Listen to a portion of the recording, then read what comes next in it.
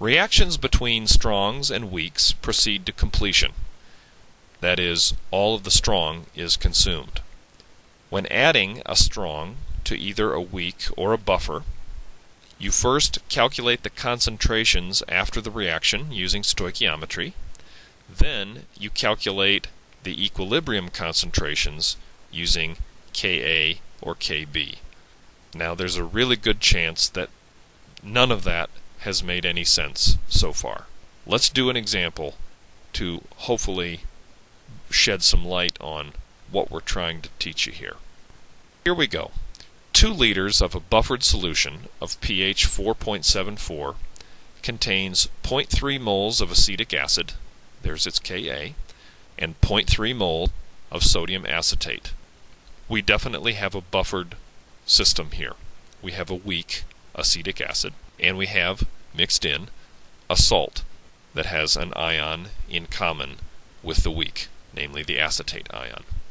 And we are asked to calculate the pH after 0.04 moles of sodium hydroxide is added. And we're going to ignore any volume changes because that would somewhat change the concentration calculation. What we're doing here to our buffered system is we're adding some base in. We're going to expect the pH, which starts out as 4.74, to go up a bit, but not much, because this is a buffered system. So let's show you how to do this. We need to do a reaction first, and when we do reactions, we deal with moles. When we do equilibrium calculations, or when we use Henderson-Hasselbalch, we need to use concentration, or molarity. Be careful to use moles whenever you're dealing with reactions, and molarity for doing equilibrium calculations. Leave a little space here, and we're going to list the species that we have in this system. If we go back to the given problem, we've got a buffered solution. It contains acetic acid. So I've written that down, acetic acid. What else does it have? It has 0.3 moles of sodium acetate. That means we have some sodium ion in the mix and some acetate ion in the mix. Then we're going to add in some sodium hydroxide. I've listed those 2 species there. Now what we're going to do is we're going to put in the initial moles of each of these things that we have. We're told in the problem that we have 0.3 moles of acetic acid to start with. We also have, we're told, 0.3 moles of sodium acetate, which means when that dissociates 100%, we're going to end up with 0.3 moles of the sodium ion and 0.3 moles of the acetate ion. So far so good. Then we're going to add in 0.04 moles of sodium hydroxide, which means we're going to dump in 0.04 moles of sodium ion in addition to what we already have, and 0.04 moles of the hydroxide ion. So this is what we have to start with. Now things are going to react. And what is going to react? And first of all, we don't care about the sodium ion because that is not going to do anything in a solution once it's in there. We're really only concerned about the acetic acid, the acetate ion, which is in the middle, and on the right, the hydroxide ion. This is how I like to phrase it. The business end of a strong will have its way with its counterpart on a weak. In other words, this very strong base, the hydroxide ion, which wants to accept protons, is going to accept those protons right there.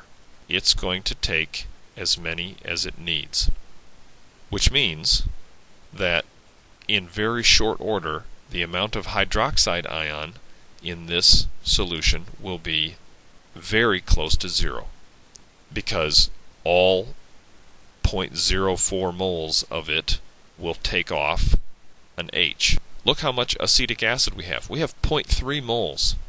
Not all of these will lose their H's. Only 0.04 moles of them will have their H's ripped off by the hydroxide ion. Which means, after the reaction, we're still going to have 0.26 moles of the acetic acid that hasn't gotten its H ripped off. 0.04 moles of acetic acid have gotten their H ripped off, but the other 0.26 moles haven't. And the reason is because after 0.04 moles of acetic acid have gotten their H's ripped off, there's no more hydroxide left, essentially, to rip off any more H's.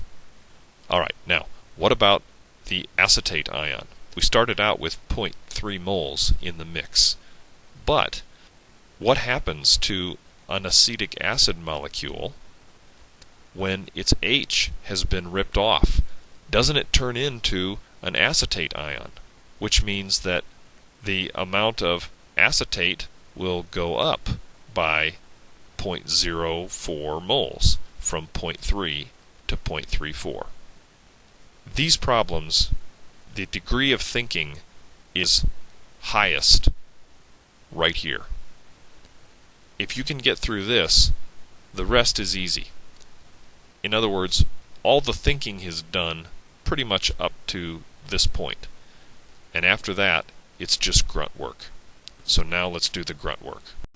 To summarize, after the reaction, we have 0.26 moles of acetic acid and 0.34 moles of acetate ion.